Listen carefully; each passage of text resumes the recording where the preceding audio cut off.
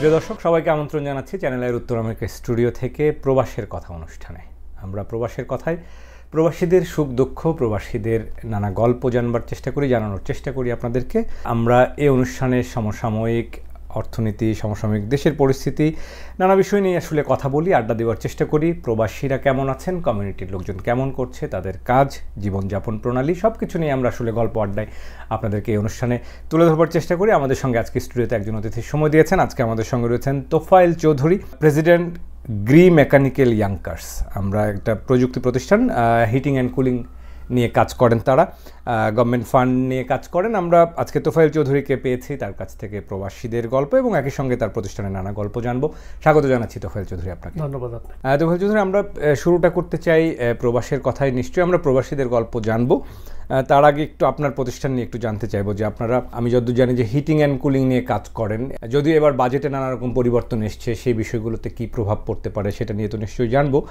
মোটা দাগে আসলে এই ফান্ডিং এবং এই ফান্ডিং পাইয়ে দেওয়া এবং এই হিটিং কুলিং সেবাটা আসলে আপনারা কীভাবে দিয়ে থাকেন, একটু যদি যারা একেবারে এই নতুন প্রবাসে আসেন তাদের জানার জন্য যদি সহজ করে বলেন। হ্যাঁ, ধন্যবাদ। আমাদের এই টেকনোলজি যেটা, এটা হচ্ছে ক্লিন হিট পাম্প টেকনোলজি। এটা গভর্নমেন্টের একটা ফান্ডিং আছে, নিউ ইয়র্ক স্টেটের ফান্ডিং, যেটা এটা হচ্ছে আপ টু $8,000 to $10,000 প্রতি ঘরে দেয়। তো এই ফান্ডিংটা আমরা গভর্নমেন্টের কাছ থেকে এনে কাস্টমারের দোরগোড়ায় পৌঁছে দিই। এটাকে ইনস্ট্যান্ট ডিসকাউন্ট দিই, দেওয়ার পরে কাস্টমার যেটা বাকি ব্যালেন্স যেটা আছে ওইটা ওনারা পে করেন।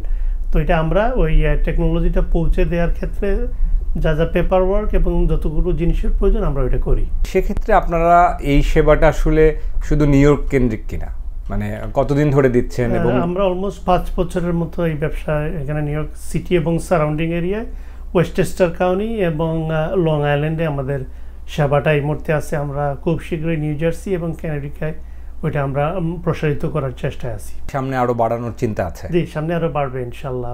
ওই রকম আমাদের এখন তো সামার চলছে, এই সামার সিজনটাতে তো আপনাদের এই কাজগুলো কি বেশি থাকে কিনা? হ্যাঁ, সামারে তো অনেক বিজি আমাদের, কারণ এখানে যেভাবে গরম পড়ছে আপনি দেখেছেন, বাইরের আবহাওয়াটা খুব গরম। তা যত বেশি গরম পড়ে আমাদের ব্যবসাটা একটু বিজি হয়, যত বেশি ঠান্ডা পড়ে আমাদের ব্যবসাটা বিজি হয়, কারণ এটা উভয় ঠান্ডা এবং গরম। এই জন্য আমরা মাশাআল্লাহ খুব বিজি এই মুহূর্তে।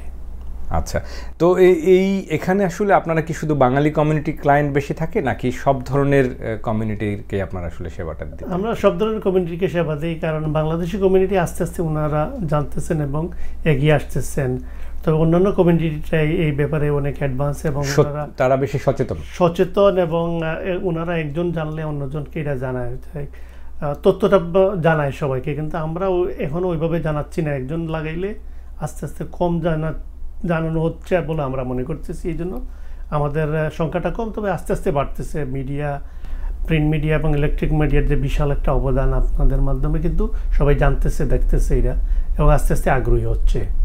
আচ্ছা, একটু আমি জানতে চাইবো যে যেহেতু আপনি হিটিং অ্যান্ড কুলিংয়ের এই কাজটা দীর্ঘদিন ধরে এই সেবাটা দিচ্ছেন, আপনারা কাজ করছেন, এই ধরনের প্রতিষ্ঠানের ক্ষেত্রে এবারের যে বিগ বিউটিফুল বাজেটটি করলো ট্রাম্প, সেই বাজেট নিয়ে আমরা দেখেছি বেশ কিছু পরিবর্তন এসেছে। সেখানে ট্যাক্স রিবেটটা থাকবে কি না, সেই বিষয়গুলো নিয়ে কি একটু, মানে কি ধরনের প্রভাব পড়তে পারে এই বাজেটের মধ্য দিয়ে এই প্রতিষ্ঠানের? এই যে bill, the big and beautiful bill, যেটা এটার মধ্যে প্রেসিডেন্ট ট্রাম্প একটা 529C একটা আর্টিকেল আছে, ওইটা রিপিল করেছেন। কারণ ওইটার মাধ্যমে $2,000 ম্যাক্সিমাম একটা ট্যাক্স রিবেট ছিল ফেডারেলের। যদি আপনি ট্যাক্স পে করে থাকেন ওইটা আপনাকে ব্রেক দেওয়া হতো, কিন্তু ওই যে বিগ অ্যান্ড বিউটিফুল বিলে ওইটা আর দেওয়া হচ্ছে না। ওইটা এইবারই লাস্ট December 31 ভিতরে যদি আপনারা লাগান তাহলে ওইটা পেতে পারেন, কিন্তু আফটার December 31 ওইটা টোটালি বন্ধ হয়ে যাবে। তো আমি আশা করব বাংলাদেশি কমিউনিটি যারা এখনও লাগান নাই, আপনারা December 31 ভিতরে আপনাদের সাথে যোগাযোগ করতে পারেন এবং আমরা এই টেকনোলজিটা আপনার বাসায় পৌঁছে দিতে পারি। বেশি দেরি না করাই ভালো। এবং আপনার একটু বলেছেন যে ট্যারিফের ব্যাপার, ট্যারিফ কিন্তু অ্যাক্রস দ্য বোর্ড এটা বাড়ানো হয়েছে, এবং এই ট্যারিফ বাড়ানোর পরে কিন্তু মূল্যস্ফীতি, প্রত্যেকটা জিনিসের যে দাম বেড়েছে, ওই দাম বাড়ার কারণে তো একটা প্রভাব আছেই। অন টাপ যদি $2,000 না থাকে তাহলে তো একটা অ্যামাউন্ট একটা কমতেছে, কারণ আপনার বাসায় যদি অ্যারাউন্ড খরচ $4,000 থেকে $5,000 বা $6,000 হয়, $2,000 হলে তো আপনার অনলি $4,000 আপনার ইনভেস্টমেন্ট। তো এটা একটা প্রভাব তো আছেই। তার মানে কি এখন এই ট্যাক্স রিবেটে একটা সমস্যা হবে। $2,000 কমবে, কিন্তু যে স্টেটের যে রিবেটটা $8,000 বা $10,000 ওইটা কোনো প্রভাব এই মুহূর্তে পড়বে বলে আমাদের মনে হয় না। কিন্তু ফিউচার তো আর আমরা বলতে পারি না। তবে 26-এর মাঝামাঝি পর্যন্ত যে আমরা যতটুকু জানলাম অতটুকু পর্যন্ত থাকতে পারে ওই প্রোগ্রামটা। পরে থাকবে কি না এটা তো আমরা আগে বলতে পারি না এটা। কিন্তু আমি মনে করি এটা শেষ সময় পর্যন্ত অপেক্ষা না করে আগেই লাগানো উচিত। কারণ না সবাই যদি লাগানো শেষ হয়ে যায় তাহলে বাজেট একটা আছে, এটা ফান্ডিংটা পুল ফান্ডিংয়ের মতো। পুলটা শেষ হয়ে গেলে কিন্তু আবার আপনাকে ওয়েট করতে হয়। আমরা জানি যে করোনার টাইমে আমরা কিন্তু অনেক কাস্টমারকে লাগিয়ে দিয়েছিলাম, কিন্তু ওই টাইপের রিবেটটা অনেক বেশি ছিল। তখন আমরা বিভিন্নভাবে আমাদের দেশি কমিউনিটিকে জানানোর চেষ্টা করেছিলাম, কিন্তু অনেকেই লাগানোর জন্য যোগাযোগ করেছেন, কিন্তু অনেকে আর করেন নাই। যারা করেন না ওনারা ট্রেনটা মিস করেছেন। একবার যদি ট্রেনটা চলে যায় একটু নিশ্চয়ই আপনি সাথে সাথে এটা ডিসিশন নিতে হবে। ডিসিশন টেকিংয়ে যদি লেট করেন তাহলে আপনি লেট। তার মানে দাঁড়াচ্ছে যে যারা আসলে এটা করবেন আপনাদের সাজেশন থাকবে যে দ্রুত করে ফেলা। কিন্তু এই বিগ বিউটিফুল বাজেটের পর আপনারা মানুষের কাছ থেকে দেখেছেন কিনা যে না তারা আসলে একটু সচেতন হয়েছে বা তাদের দিক থেকে বাড়তি সাড়া মিলেছে, এরকম কি হয়েছে? হ্যাঁ, বিগ বিউটিফুল বিলের পরে আমাদের কলের পরিমাণ কিন্তু অনেক বেড়ে গেছে। আচ্ছা। এবং আমরা সবাইকে বলতেছি এখন লাগান বা নভেম্বরে লাগান, আপনারা আপনাদের সাথে যোগাযোগ করেন, এটা লিখে রাখেন, নামটা আপনারা আমাদের লিস্টে থাক, আমরা লাগিয়ে দিব অন টাইম এবং কুইকলি। এবং যে ট্যাক্সের যে কাগজটা ওইটা আপনারা আমাদের কাছ থেকে নিতে পারেন। তো এই জন্য আমাদের বাংলাদেশি কমিউনিটি ভাই ও বোনেরা আমরা কিন্তু অনেক সচেতন। আপনারা জানেন যে আমাদের কমিউনিটির প্রত্যেক ঘরে কিন্তু বাচ্চা ছেলেমেয়েরা কলেজে যাচ্ছে। আমাদের এডুকেশন লেভেলটা সেকেন্ড জেনারেশন কিন্তু দে আর ডুইং ভেরি গুড। তো ওই সেকেন্ড জেনারেশন ওনাদের মা বাপকে বলার পরে আমরা দেখতেছি যে একটা বিগ ইম্প্যাক্ট হচ্ছে, আমরা অনেক বেশি কল এবং সাড়া পাচ্ছি। একটু বলবেন কিনা যে ক্লিয়ার করে যে আপনাদের চার্জের জায়গাটা বা খরচের জায়গাটা এখানে আসলে কোনো এই ধরনের কোনো হিডেন চার্জ বা এই জাতীয় তো কিছু নেই? না, হিডেন চার্জ তো নেই। আমরা তো যে ফ্রি অ্যাসেসমেন্টটা করি এবং আমরা ঘরে যাওয়ার পর এটা ব্ল্যাক অ্যান্ড হোয়াইট সবাইকে বলি যে এত ডলার খরচ আসতেছে। মনে করেন আপনার বাসায় গেলাম, ছোট্ট বাসা, $12,000 যদি খরচে, আমরা বললাম 12,000 খরচ, কিন্তু আপনি $8,000 রিবিট পেলে আপনি $4,000 আপনি দিবেন। তো ওই $4,000 তো ওয়ান-থার্ড আপনি আবার ট্যাক্স রিবিট এই বছরের ভিতরে যদি লাগান, তাহলে যদি আপনি ট্যাক্স পে করে থাকেন তাহলে এটা আপনি পেতে পারেন। এটা আমি মনে করি সবাই এই সুযোগটা নেন এবং আমাদের সাথে যোগাযোগ করেন। প্রবাসের কথা অনুষ্ঠানে প্রবাসীদের গল্প একটু শুনতে চাই আপনার কাছ থেকে। আপনি যেহেতু অনেকদিন ধরে প্রবাসে অবস্থান করছেন, এখানকার বাংলাদেশি কমিউনিটি অন্য অনেক কমিউনিটির সাথে যেহেতু এখানে কম্পিট করে থাকতে হয়, সেই জায়গা থেকে বাংলাদেশি কমিউনিটির গুডউইল, বাংলাদেশি কমিউনিটিদের অবস্থান আপনার কাছে কি মনে হয় দিন দিন অনেক বেশি জোরালো হচ্ছে কিনা? হ্যাঁ, আমাদের কমিউনিটি তো দিন দিন শক্ত অবস্থানে চলে যাচ্ছে। আপনারা জানেন যে আমাদের বাড়ি কেনার হার কিন্তু অনেক বেশি। যারা বাড়ি কিনে এই মুহূর্তে চতুর্দিকে চাইনিজ এবং অন্য একটা কমিউনিটির পরেই কিন্তু আমাদের অবস্থান, এবং এটা দিন দিন বাড়তেছে। সাথে সাথে যে আমাদের ছেলেমেয়েরা কিন্তু স্কুলে যায়, এটা কিন্তু একটা ভালো জিনিস। এবং আপনারা জানেন যে নিউ ইয়র্ক সিটিতে ভালো ভালো স্পেশালাইজড যে স্কুলগুলো আছে, আমাদের অবস্থান কিন্তু খুবই ভালো করছে। এবং আইভি লিগ ইউনিভার্সিটি ধরেন আর সিটি ইউনিভার্সিটি ধরেন, আমাদের অবস্থান কিন্তু দিন দিন, আপনারা জানেন যে এডুকেশন ইজ দ্য পাওয়ার। আপনি যত বেশি জানবেন আপনাকে কেউ ঠকাতে পারবে না, এবং এইটাই আমাদের ফিউচারে আমি দেখতেছি। আমাদের কমিউনিটি দিন দিন এগিয়ে যাচ্ছে এবং আমি দেখতেছি বিশাল একটা সম্ভাবনা আমাদের সামনে। 1940 এবং 50-তে যেমন একটা কমিউনিটি, আমি ধর্মের নাম দিয়ে যদি বলি জুইশ কমিউনিটি, তারা কিন্তু এইভাবেই ছিল। হাজব্যান্ড কিন্তু গাড়ি চালাতো, ওয়াইফরা কিন্তু ছেলেদের স্কুলে দিত। এই সেমই অবস্থায় আমাদের এই মুহূর্তে বাংলাদেশি কমিউনিটির পুরুষটুক অনেক কাজ করতেছেন, মহিলারাও কাজ করছেন, কিন্তু এটা তো আমি বলতেছি না করছেন না, কিন্তু ওনাদের বাচ্চাদের প্রতি যে দরদ এবং মায়া মমতার ভিতরে যে পড়ালেখায় যে একটা পুশ করতেছেন, এটা কিন্তু এটা বিশাল জিনিস। এটার ফল এখন আমরা না দেখলে আজ থেকে উইথিন 10 to 15 ইয়ার্স আমরা দেখবো যে লন্ডনে যেভাবে আমাদের সেকেন্ড জেনারেশন রাইজ করতেছে, আমরা এখানে very soon new York city এবং সারাউন্ডিং এরিয়া আমাদের নাম্বারটা কম হলেও কোয়ালিটির পিপল আমাদের নেক্সট 10 ইয়ার্স বা 15 ইয়ার্স এই জেনারেশনটা আরো অনেক বেটার আউটপুট দিবেন। Next 15 years we have a bright future here. আমাদের যে ছেলেমেয়েরা যারা ভেরি গুড, মেতে ভালো, সব কিছুতে ভালো। অনেকেই স্বপ্ন দেখেন যে যুক্তরাষ্ট্রে যাবেন, এটা নিয়ে একটা স্বপ্ন ছিল, কিন্তু আমরা দেখেছি যে ট্রাম্প অ্যাডমিনিস্ট্রেশন আসবার পর আপনি মনে করেন কিনা যে না এখানে আসাটা একটু কঠিন হয়ে যাচ্ছে বা সেক্ষেত্রে আরও বেশি জোরালো প্রস্তুতি প্রয়োজন?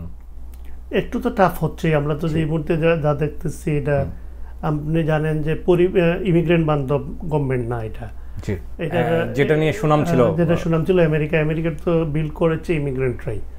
এখন আপনি যেই অবস্থা হয়তো একটু টাফ হতে পারে, এখন আপনি কিভাবে ইংলিশ বলেন ওইটা দেখবে আপনার অ্যাকসেন্টটা কেমন প্লাস আপনার রংটা কেমন। আপনার যদি রং একটু সাদার কাছাকাছি হয় তাহলে আপনি মিশতে পারবেন ভেরি কুইক। এটাই এই দেশে চলবে মনে হচ্ছে আরো কিছুদিন, কারণ এই অ্যাডমিনিস্ট্রেশনটা এরকম ভাবেই হয়তো এইভাবে।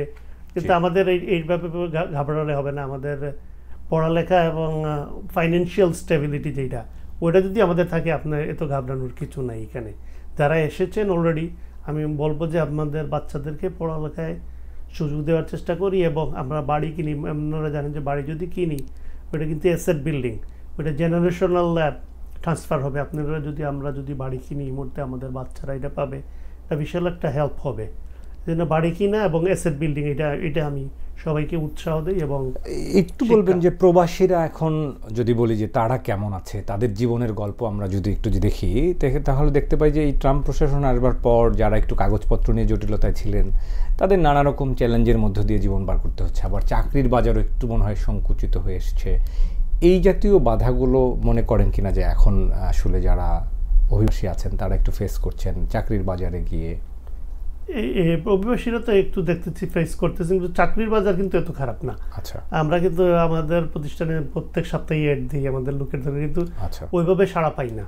ওইটাকে হয়তো কাজ করতে চায় না কিনা জানি না, তবে স্কিল লোকটা পান না। আমাদের যে স্কিলের দরকার ওই স্কিলের লোকের অভাব। আচ্ছা আচ্ছা, কিন্তু চাকরির বাজার কিন্তু খুবই ভালো, এটা আমি অস্বীকার করার কিছু নাই। আপনি যদি কাজ করতে চান আপনি কাজ করতে পারবেন।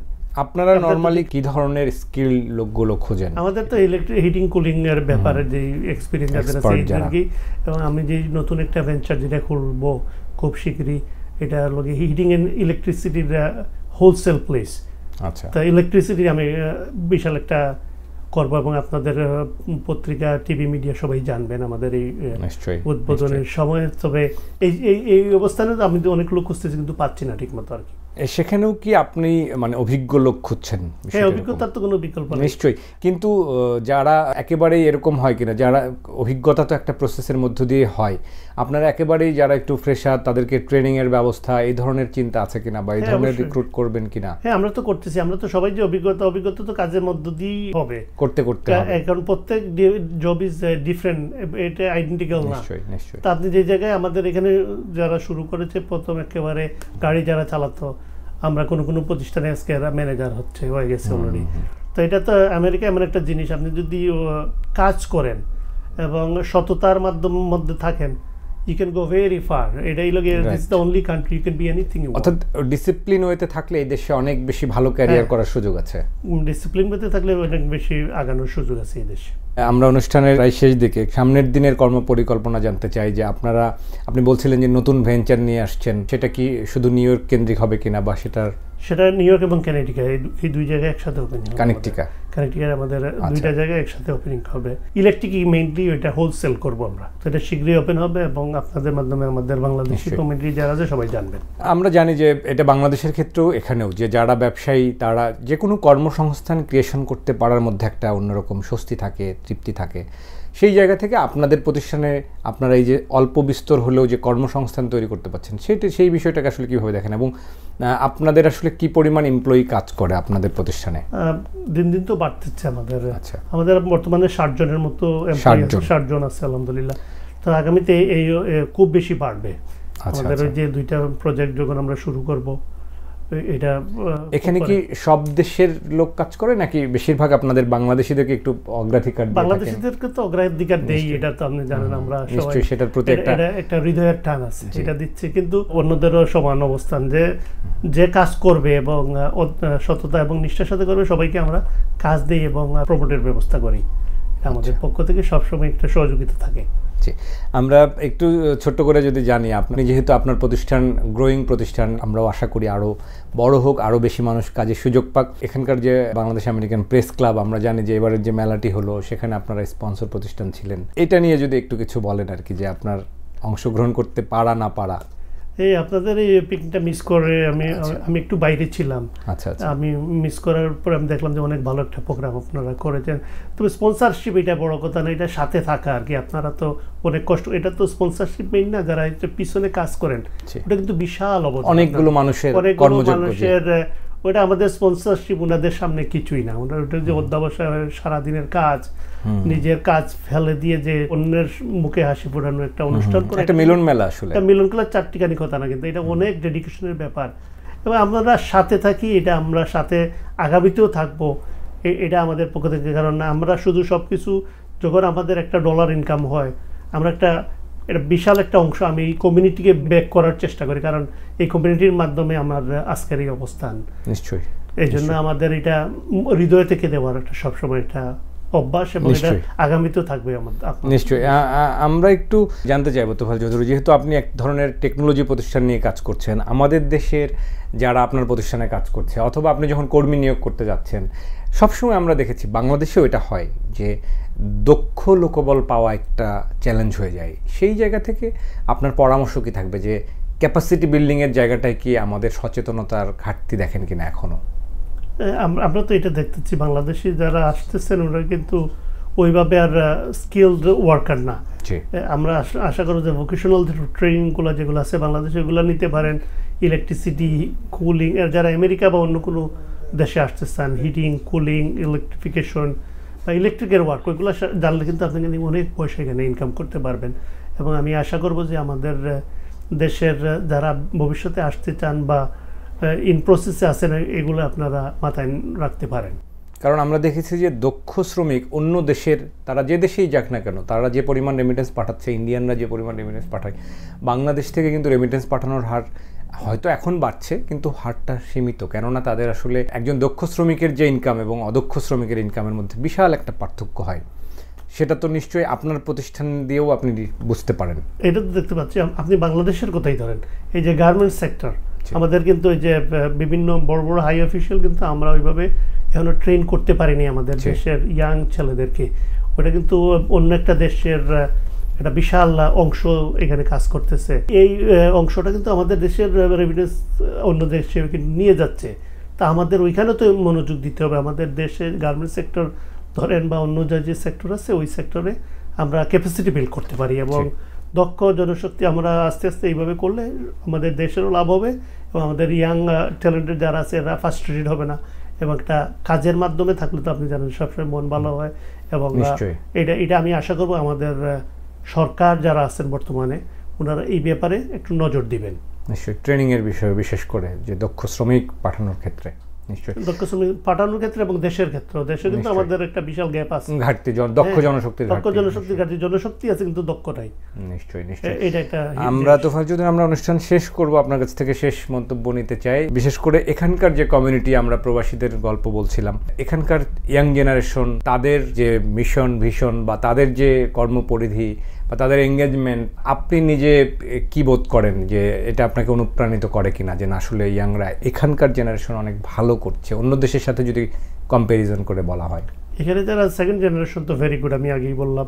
ফার্স্ট জেনারেশন যারা আসতেছে ওনারাও কিন্তু কাজ করতেছেন, ওনারা এবং কষ্ট করতেছেন। এটা আপনি এখানে মনে রাখতে হবে, এখানে কষ্ট করতে হবে। The beginning there is no other easy way to succeed. Shortcut কোনো রুলস নেই, শর্টকাট কোনো রাস্তা। শর্টকাট হলে কিন্তু আপনি হয়তো শর্টকাট মানে সততা, কোথাও কিন্তু চালাকি করবেন, আপনি ড্রপ আউট হয়ে যাবেন। ড্রপ আউট হয়ে যাবেন। আপনি যদি কুইক বাড়েন চুরি করে বা অন্য কিছু করে, আমি বলতেছি না, তাহলে আপনি কুইক নিচে নেমে যাবেন। আপনার রোধটা হতে হবে সাস্টেইনেবল, আস্তে আস্তে বাড়বেন এবং তাহলে সেটা সাস্টেইনেবল হবে। সাস্টেইনেবল আপনি গোড়াটা শক্ত হবে। আপনি যদি এক লাফে কোনো কিছু কুইক করার চেষ্টা করেন তাহলে আর এক দাফে কিন্তু ধপাস করে পড়ে যাবেন। আমি মনে করবো সবাই সততা এবং নিষ্ঠা, ইন্টিগ্রিটি যেটা, ওইটা মাথায় রাখেন, সাকসেস হবেই। নিশ্চয়ই এক সময় আসবে। তোফাজ্জল চৌধুরী, অসংখ্য ধন্যবাদ জানাই আপনাকে। আমাদের স্টুডিওতে সময় দিয়েছেন এবং অনুপ্রেরণামূলক অনেক বিষয় আসলে বললেন তরুণদের উদ্দেশ্যে, এবং যেটি বলছিলেন যে সাফল্যের আসলে কোনো শর্টকাট রাস্তা নেই, পরিশ্রমের কোনো বিকল্প নেই। আপনাকে ধন্যবাদ আমাদের স্টুডিওতে সময় দেওয়ার জন্য। আপনাকে ধন্যবাদ। প্রিয় দর্শক, আমরা প্রবাসের কথা অনুষ্ঠানে কথা বলছিলাম তোফায়েল চৌধুরীর সাথে, যিনি কাজ করছেন হিটিং অ্যান্ড কুলিং প্রতিষ্ঠান নিয়ে এবং আগামী দিনের আরও অনেকগুলো ভেঞ্চার নিয়ে জানাচ্ছিলেন। আরও নতুন রিক্রুটমেন্টের কথাও বলছিলেন, অনেকগুলো আশাবাদের কথা বললেন, তরুণদের উদ্দেশ্যে অনেক কথা বললেন। অর্থাৎ শেষ পর্যন্ত প্রবাসীরা যেন এখানকার যে কমিউনিটি আছে তারা আরও বেশি সমন্বিতভাবে তারা থাকবেন, আরও বেশি পরিশ্রমের মাধ্যমে অন্য দেশের তুলনায় বাংলাদেশের অবস্থান আরও সুদৃঢ় হবে, সেটি আমরা প্রত্যাশা করি। প্রবাসের কথা অনুষ্ঠান এখানে শেষ করব আজকের মতো। পরবর্তী সপ্তাহে আবারও নতুন অতিথি নিয়ে আপনাদের সাথে দেখা হবে। সবাই ভালো থাকুন, নিরাপদে থাকুন, সুস্থ থাকুন, সবাইকে শুভকামনা।